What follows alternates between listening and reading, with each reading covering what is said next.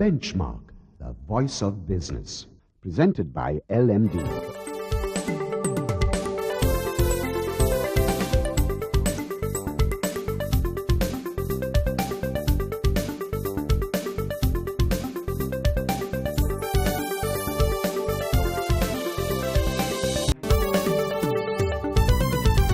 On this edition of Benchmark, the state of the nation is in the spotlight, and Dr. Jehan Perera, Executive Director of the National Peace Council of Sri Lanka, provides his insights into Sri Lanka's ongoing constitutional crisis.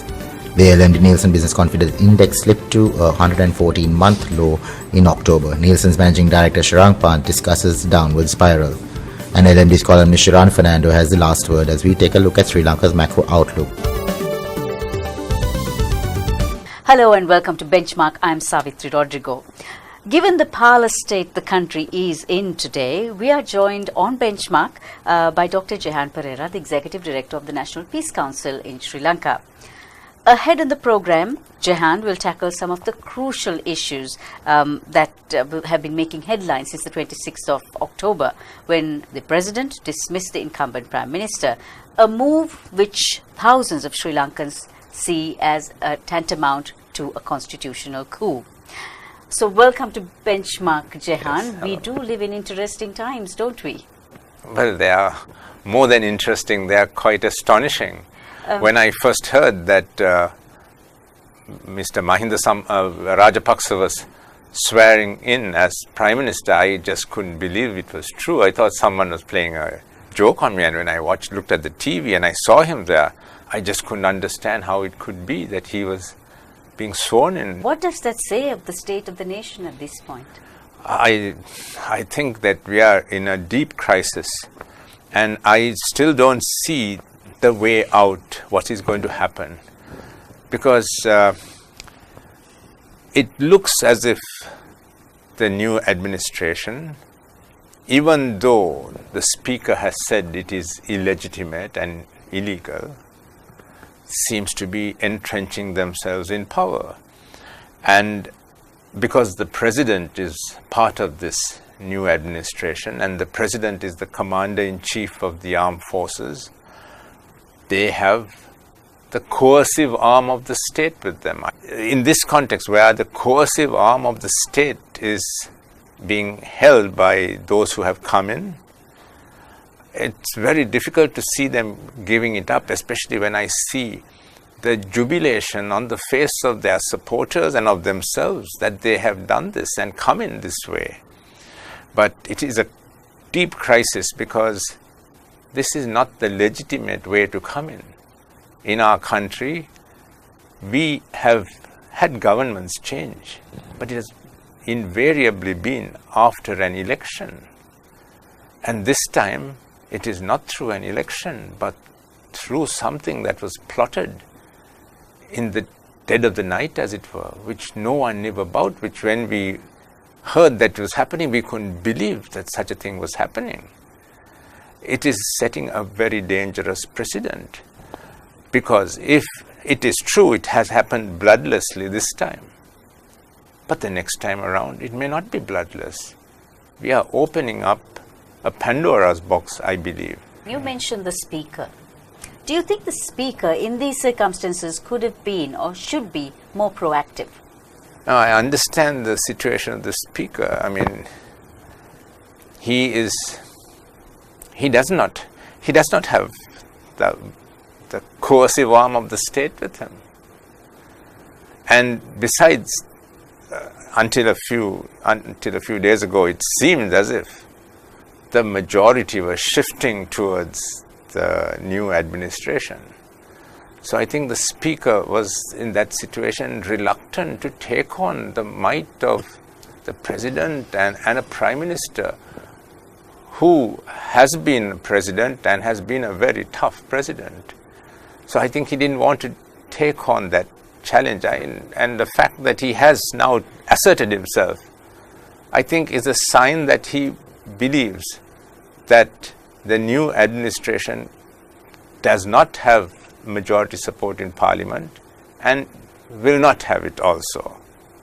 And in fact, there are signs that they may not get the majority support, because now there seems to be a reverse flow from the new administration to the other side. So, and the figures, the numbers now have been kind of constant, and we have now the JVP and the TNA saying that they will vote against those now in power. From a justice and fair play angle, how do you see things that have panned out? For instance, like you mentioned, the sacking of the incumbent Prime Minister, the appointment of a new Prime Minister by the President, and also Parliament being prorogued without consulting the Speaker. All these things somehow just don't stand right.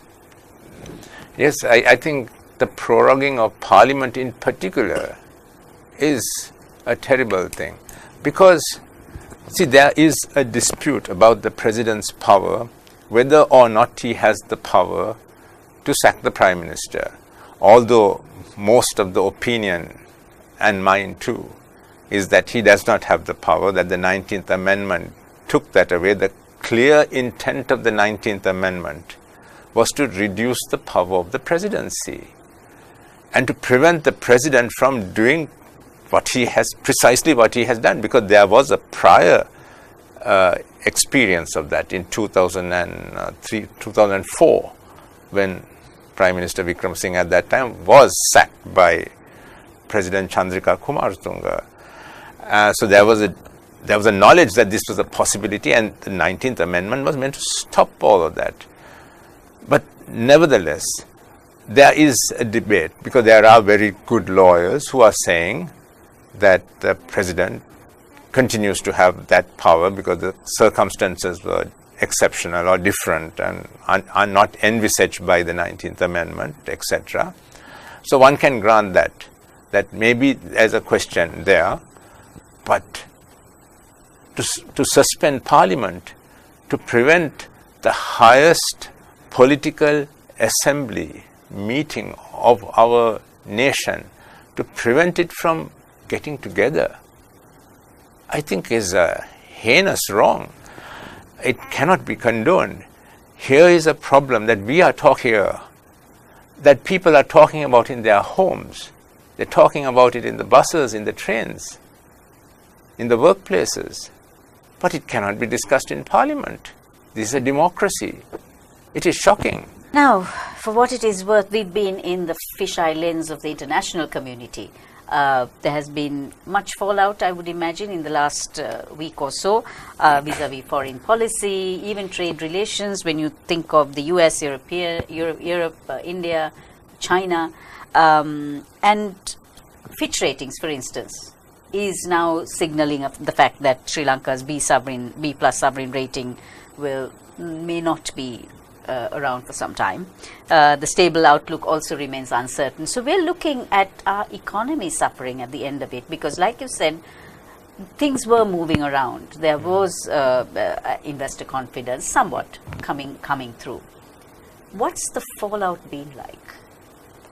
I mean, I can only imagine what the fallout has been, because in a way, you look at what's happening within the government system.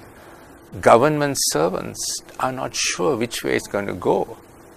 The government that has been removed is saying that those who have come in are illegitimate and that those are unlawful orders that are being given. Imagine the plight of the government official. So the government system is not working.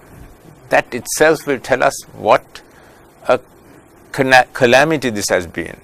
And then secondly, of course, this action happens at the peak of our tourist season, when tourism is one of our main engines of the economy growing. It had been doing so well, and it's so tragic that it should happen almost the very day after the Lonely Planet made us the most desirable place to visit as tourists. I got messages from abroad, from people, just not that they were coming, but they just noted this and said, oh wow, Sri Lanka is number one place to visit, we must come to Sri Lanka.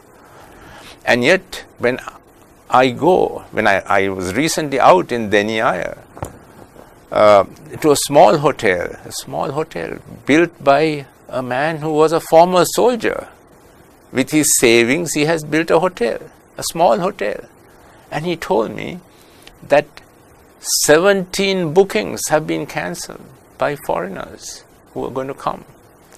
What a loss to him, what a loss. And if that is multiplied throughout the economy, what a loss that.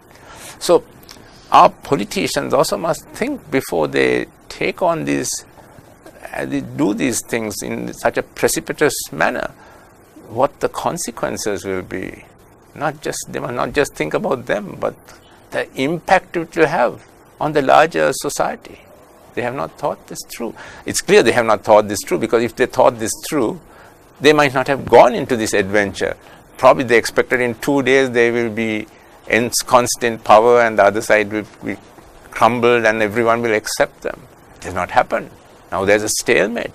And the fear is that this stalemate situation might then escalate into something more, into something worse, into even possible violence.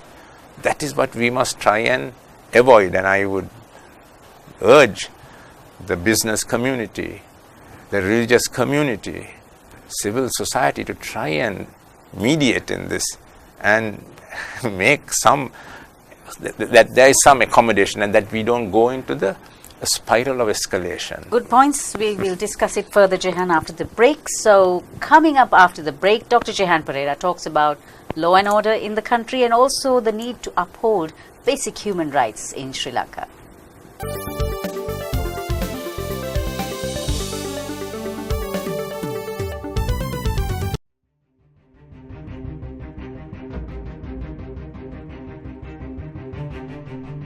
When we entered the industry in 1995, a new star was born as a fully owned subsidiary of People's Bank. For those seeking to grow their businesses, PLC provided the seed.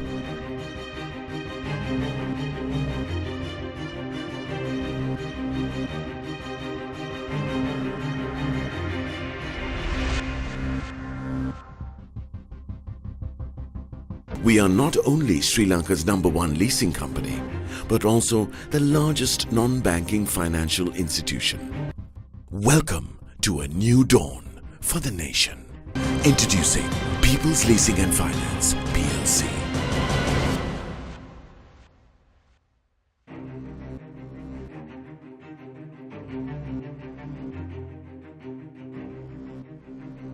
LMD is making waves, airwaves. The next big thing from Sri Lanka's pioneering business journal. LMD podcast now online. Listen to our articles on the go at www.lmd.lk. Select, play, listen. It's that simple.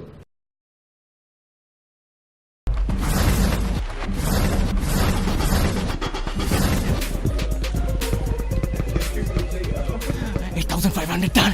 1,500 to go. Hoorah! What on earth are you doing? I'm making money. You're crazy. Crazy for money.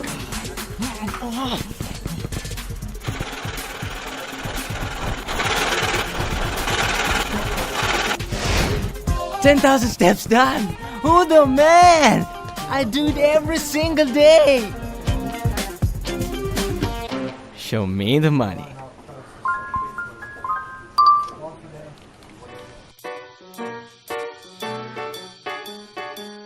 So you run 10,000 steps every day, huh? You must be fit. Some days I do 20,000.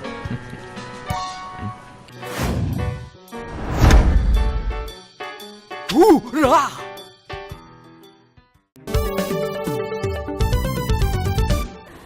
So we're back on Benchmark after a commercial break with Dr. Jehan Perera, the Executive Director of the National Peace Council of Sri Lanka.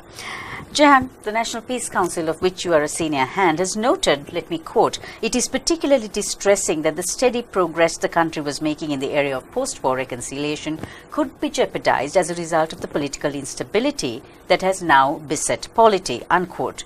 Just elaborate a little bit on that statement. The best thing about the government that we had was that it was composed of the two main parties. Now, because it was composed of the two main parties, there were many problems, which has actually now led to this impasse. But because it was led by the two main parties, they could take on issues that single party governments could not have. And the issue that is of most importance to me, and I believe even to the nation as a whole, is the relation between its ethnic communities. Because this is the problem that we have not been able to solve for the last 70 years since our independence. There have been many attempts to solve it by governments acting on their own, but they have not been able to do it because they were not strong enough. The other side was always able to undermine them.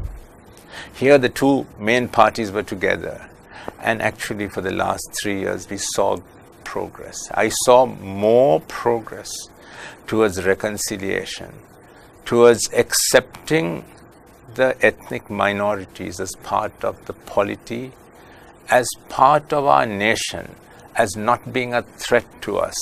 The state, the government did not see the ethnic minorities as a threat, which is a relatively new development. And I appreciate the role that the president played in this. And that's what makes me sad about what has happened now. Because the president, he may not have been the man who was pushing these things, pushing these reforms, but he went along with them. He stabilized what the other part of the other component of the government, the UNP component of the government, I believe the Prime Minister and perhaps the former Foreign Minister and now Finance Minister, I think they had the vision. They knew that what had to be done if reconciliation is to come true, and if we are to reach international standards in terms of dealing with our minorities. President went along with that, and that is why we came to a situation where we could sing the national anthem in both languages without fear, where we could rename the day of victory a day of remembrance, where we could look for the missing persons with government assistance, the Office of Missing Persons. Then more recently, the Office for Reparations to compensate those who have been victims in that terrible period. The return of land, military occupied land to the civilian population. All those things happen. All those things are in jeopardy now because those who have taken over power did not believe it when they were in power. So Jehan, how would you describe the law and order situation the way it is right now in the country? I think where the general population is concerned, law and order is stable. It has not deteriorated. It has not deteriorated because people don't want problems. So they are not agitating because they want to live in peace. And I hope it remains that way. But the danger is that when at the highest level the law is disregarded, when the law is used for one side's advantage, then that attitude of using the law in a partisan way will permeate into society, and then that will lead people to take the law into their own hands. If the top people are taking the law into their own hands and doing what they want without caring for how the others feel, then people lower down also will take the law into their own hands. So we are heading in a bad direction. Would you concur with Amnesty International Senior Director for Global Operations, Minar Pimple, who said in a recent media release that human rights must not become a casualty of Sri Lanka's political crisis? Of course, human rights must never become a casualty. I think his concern may be twofold, that this type of deadlock, political deadlock, will then lead to some form of resort to physical force to resolve the deadlock, and that would lead to violations of human rights. I also think what he was referring to is that the new administration, which has been very critical of Mr. Wickramasinghe's administration, government, for accepting international norms, for going to Geneva and agreeing with the international community that Sri Lanka follows certain course of action, that will not be followed by the new people who have said that is a betrayal of the country, and that if you don't implement what Mr. Wickramasinghe's government tried to implement, that would mean that human rights will not be vindicated, that the missing people will not know what happened to their loved ones, that land will not be returned to the people whose lands have been taken away by the military, that the rights that the Tamil people fought for violently and which they could not achieve through violence will not be achieved through political dialogue, which will again pave the way in the future for violence again and human rights violations. I think he was referring to that. He also said the authorities must ensure that key freedoms are respected and protected at this time, that people should be allowed to exercise their rights to freedom of expression, peaceful assembly and association. Now, no one can argue that, given what we have seen, that there has been peaceful assembly.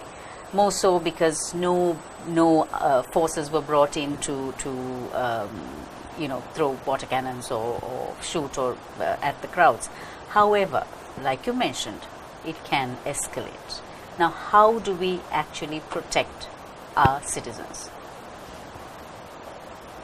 Well, we have to hope that our leaders will not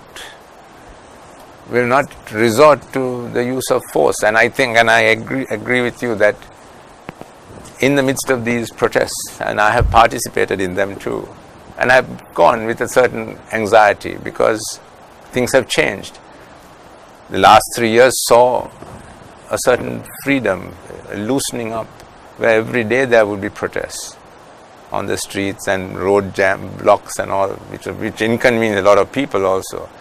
But we had that freedom, and I was worried, but I'm happy that there was no use of violence, no show of force. And I think perhaps that may have something to do with the president, because president has, over the last 3 years, he and the government were very liberal in terms of permitting people to protest against them. I hope that spirit continues. But if that spirit doesn't continue, and a spirit of what happened in the past comes to take control, then it will be very hard. It will require people of courage to stand up, and it's difficult to have courage to stand up when the all-powerful government acts with impunity. Right, so we are a democracy after all, and I do hope that democracy will be upheld. Thank you very much, Jehan, for joining us today. We've been speaking with Dr. Jehan Perera, the Executive Director of the National Peace Council of Sri Lanka, and the topic, of course, has been one that has been making headlines since October the 26th about what has been happening in our country. On the other side, we have Anushan Selvaraja with more.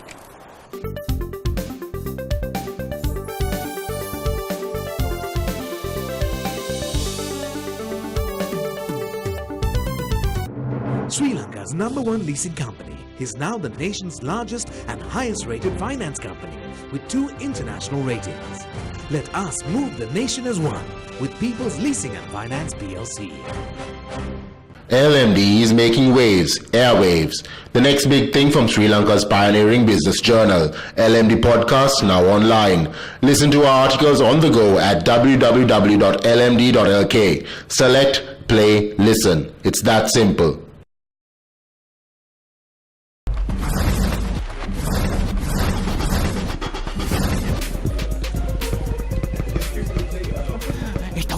Done. 1,500 go. Hoorah! What on earth are you doing? I'm making money. You're crazy. Crazy for money. $10,000 steps done. Who the man?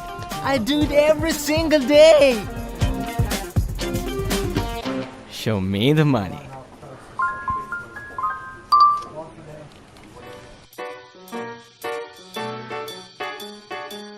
So you run 10,000 steps every day, huh? You must be fit. Some days I do 20,000.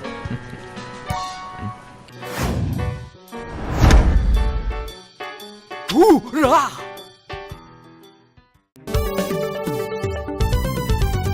Welcome back to Benchmark. I'm Anushan Selvaraja. Now for a closer look at the latest on the LMB Nielsen Business Confidence Index. Joining me is the Managing Director of Nielsen, Sharan Pant. Welcome back to the show, Sharan. Now, just to start off with, how has the BCI performed over the past month?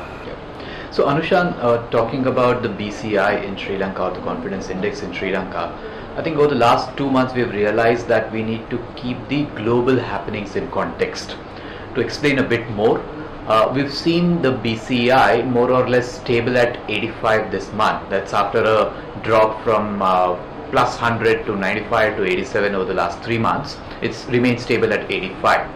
Most of this is because of global cues, be it the emerging market crisis on the currency, or be it the trade war between China and the US. All of that is impacting economies and confidence indices across markets, and Sri Lanka is also included in that. However, if you look at what's happening locally, in fact there are a few tailwinds. If you look at the inflation has come down to about 0.9%. If you look at the exports are continuing to grow in 2018. If you look at the imports and how the government is trying to regulate the imports to manage the currency, that's also happening. But despite these tailwinds, it's the global cues which is pulling down the confidence index in Sri Lanka. What are the perceptions then in terms of our economy in the short and the long term? So I think the businesses are in a reset mode. So from whatever has happened earlier this year, they are now trying to reset their goals, their business objectives, and they are in fact looking up to a better period in the coming few months. So their own perception about the economy is improving. So it's at about 8% leaders who feel the economy will improve in the next 12 months compared to 6% in the previous month. Talking about their own businesses as well, businesses or leaders are looking up to better months in the near future. About 20% of the leaders say that the next 12 months will be better or will show some growth for their businesses. This number is at 18% for the short term or the next 3 months. These two percentages were slightly on the lower side.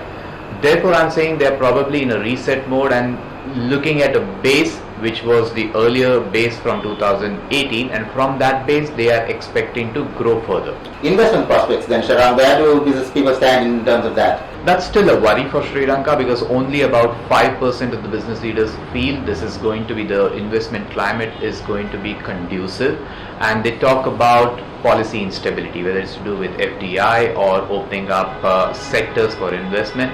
That remains a worry, and therefore something needs to be done by the government on that aspect. Thank you very much for joining us, Sharan. That was the Managing Director of Nielsen, Sharan Pant. We'll be right back after a short commercial break. Stay tuned.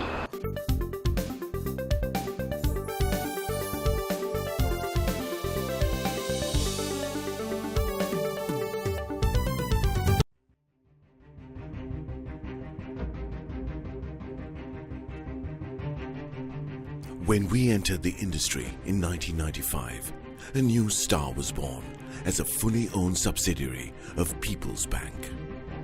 For those seeking to grow their businesses, PLC provided the seed.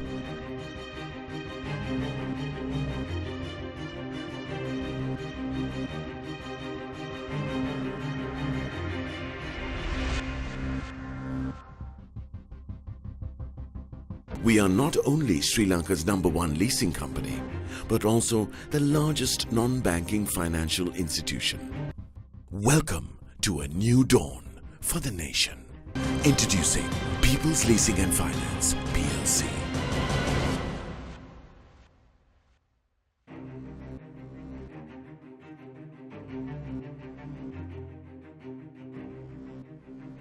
LMD is making waves, airwaves. The next big thing from Sri Lanka's pioneering business journal, LMD Podcast, now online. Listen to our articles on the go at www.lmd.lk. Select, play, listen. It's that simple. Sri Lanka's #1 leasing company is now the nation's largest and highest rated finance company with 2 international ratings. Let us move the nation as one with People's Leasing and Finance PLC. Welcome back to Benchmark. I'm Anushan Selvaraj. Now for a closer look at the latest on the economy. Joining me is economist and LMD columnist Shiran Fernando. Welcome back to the show, Shiran. Now, this week, let's just stick to the FTAs. Could you just elaborate on the sort of FTAs we have going for us at this point of time? Sure. So FTAs, I think, have been quite a buzzword in Sri Lanka, especially with the recently signed FTA as well. So Singapore was signed at the start of 2018. Right now, there is ongoing discussions with India on a more enhanced version of the current agreement that we have with them to cover things like services, investment, and along those lines to make it more comprehensive in nature. There is also FTA discussions that has been held with China.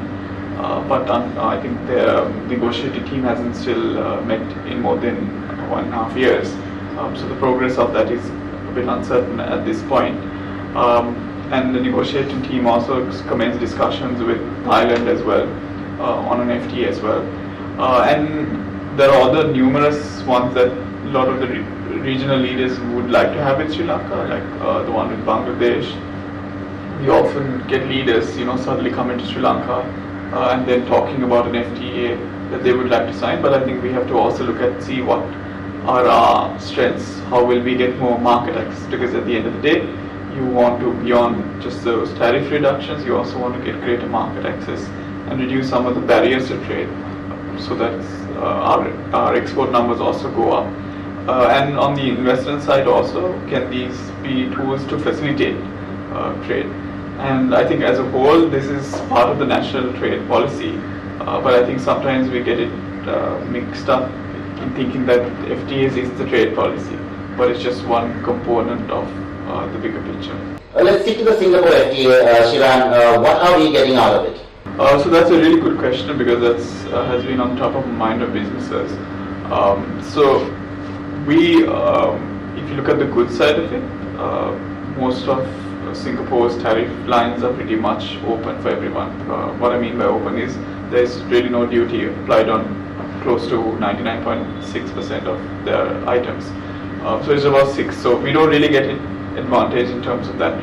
But what we do, I think, eventually is more on the services linkage as well as the investment linkage, and whether the new agreement, because the previous bilateral investment treaty now has been replaced with the new investment chapter, whether that will now give more assurance to Singaporean investors who want to invest here, that the linkages to services and certain things that they can maybe set up here, and the overall, I think, so on two fronts, Singaporeans, why they were interested in signing an FTA with Sri Lanka is because they get, through Sri Lanka, a market access into the South Asian region and another growth element for their SMEs. So how can Sri Lanka leverage that in making sure that there is things like knowledge transfer, and we're able to create new industries and new maybe export industries as well. So that's one side of it. The other is the signal in sort of sense, because we want to, move into great integration with the ASEAN region, which we have. Singapore this year is the chair of that region as well. There are numerous other FTAs that they're signing. They just signed a few weeks back with the European Union as well. So in that context, whether, because we've been out of the free trade agreement scenario since 2005, this is almost like a re-entry to it. And that signal will hopefully maybe propel into more agreements, which makes sense for the private sector, makes sense for businesses, and ensures that we get greater market access. I think that's the main aspect of the trade investment nexus. But then what are the misconceptions that have gone around about this FTA? Sure. So one of the ideas is that, can any good from the South Asian region just come into Singapore and then come into Sri Lanka? So on that, clearly there's this concept called ASEAN cumulation, which basically means that if it was sourced in Thailand or Indonesia and then comes in Singapore, those value addition will add up. And that is not allowed in this FTA. And that's something that has to be noticed. So it is whatever is produced in Singapore. And there are also different value addition rules and things like that will apply for it to come here. So there is a process in it. And because Singapore is a trading hub, I think the worry is that things will just flood in, but the process will be there. On the services side, there is clear linkages to investment. And if you look at the professional services, it's just 3 that have been actually listed for Sri Lanka. And on it as well, if you look at on the judicial side, on the law side, it's for third country law that has been done, and that is so home laws of either country cannot be really practiced. And even in that, Sri Lanka has limited it to just the first 2 modes, where you can only basically, like for example, consume it online or just go and do the service and then come back.